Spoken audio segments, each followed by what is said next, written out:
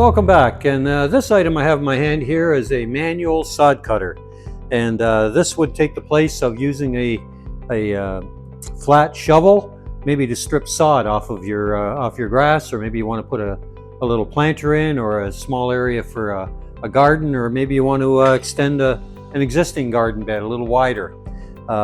Certainly using a shovel is a lot more difficult. You get a lot more dirt that you want. It's very hard to skim the sod off, so maybe you can use it in another spot for some patching in your lawn.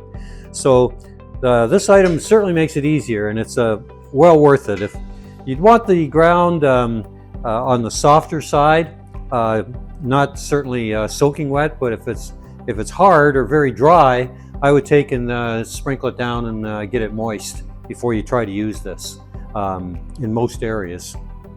The way this is done is it has a blade, as you can see on the bottom.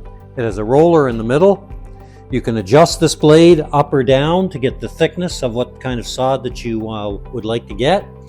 This particular item is about 12-inch wide piece of sod, and you'll cut it to length, and it'll give you a strip just like you would roll up as you would purchase out at a lawn and garden center. Now, the easiest way to do it is cut yourself a little trench first to rest the blade down into the depth that you want.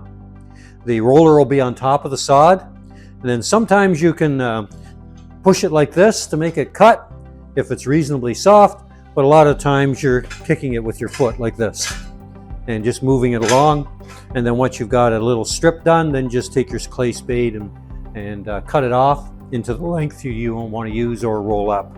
And as long as you keep it fairly straight, you keep the roller on top of the grass, you can get a consistent width, and it won't cut out of the grass with you or dig down too deep. So just you're trying to keep that blade flat.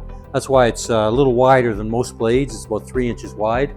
And obviously stay away from areas where you're going to have some roots or you're going to have water shut off. This is going to be an area that's fairly clear of any obstruction, except maybe for some very light roots.